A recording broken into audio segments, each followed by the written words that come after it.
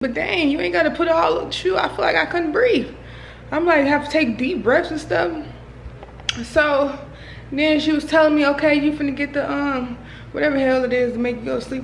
So then I started smelling something, and then I was like, okay, let's get this shit over. So I took a deep breath, like, and next thing you know, I'm out of there.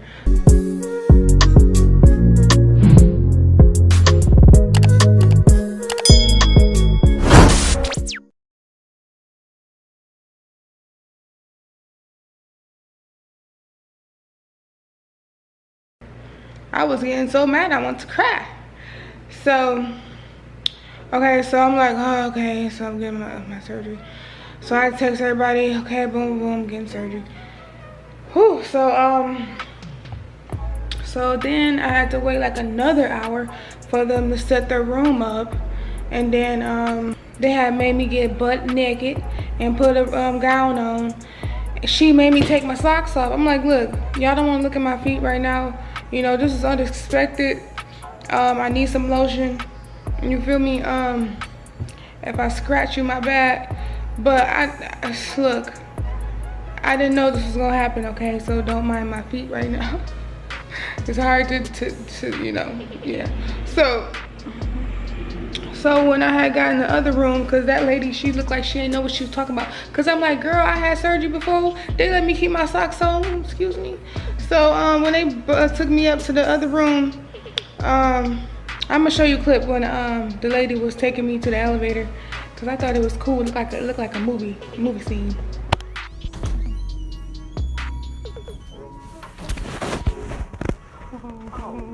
There we go.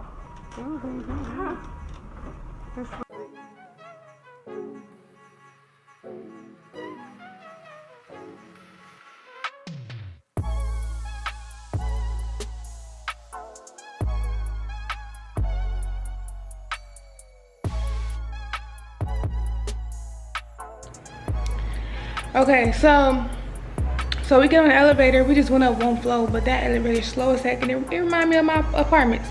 These elevators so slow. Shoot. So I got up there, and then when the lady left, I'm like, talking to this other girl, you know, she was cool. I'm like, excuse me, can I get some socks? So she gave me some hospital socks. She's like, girl, yeah, I'll help you. She took the blanket off. I'm like, I hope she don't. I was looking at her face. She was looking at my feet. Oh my girl, but she just put my socks on. You know, I didn't want people to see my shoe, you know.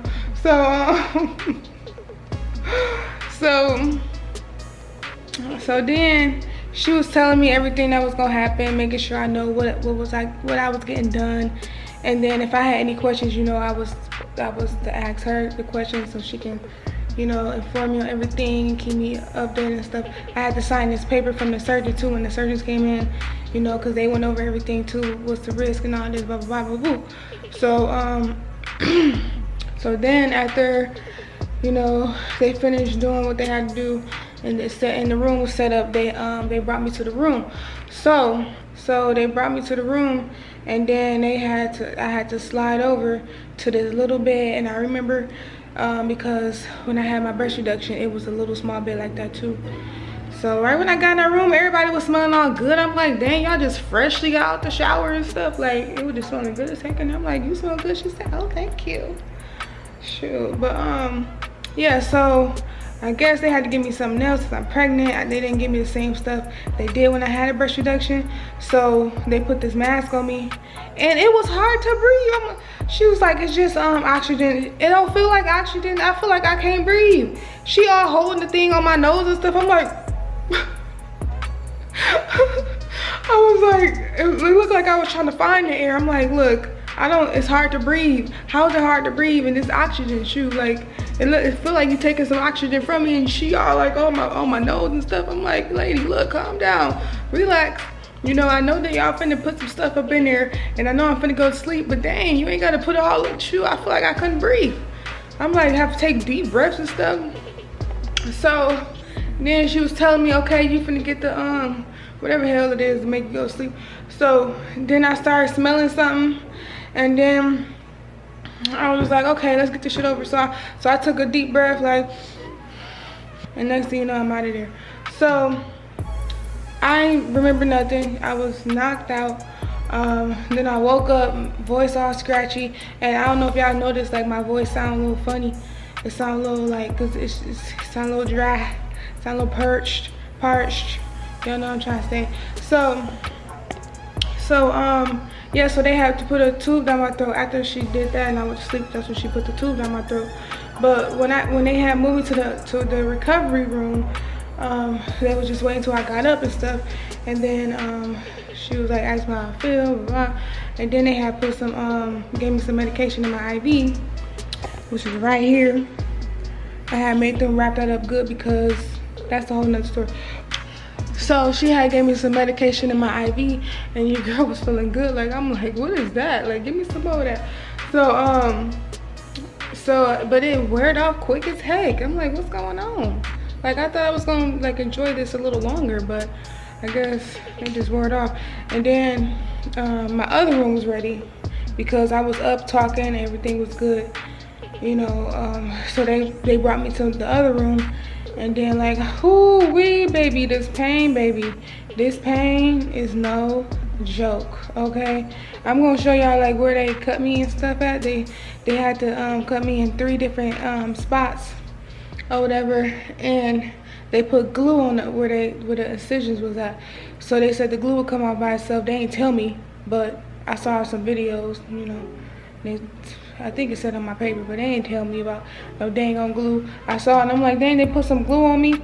But yeah, I'm gonna show y'all the incisions, how it look right now. It look kind of white because of the glue, but okay. So here's one incision right there. My appendix is on this side. So right here, this is where I'm having all the pain. Is right here, and it hurt like a mother. Okay, so then they had a incision right here. So it's going, started from right here. Wait, I can't even see. Like, it looked like it was opening a little bit. Yeah, it started from like right here, and then they went down. I don't know, it looked like, I don't know what the heck they were doing. And then there's one down here at the bottom. Okay, so yeah, so focus, baby, focus. Okay, so yeah, so it hurts so bad. Like, I did not expect for it to hurt, and I sure didn't expect for me to get surgery. Like, I'm like, look, like, I was not prepared for this. I was not. And I was scared because I have a whole baby in me. Like, y'all better be careful. But they said it was common. She said she did a surgery that day, taking somebody's appendix out that day too.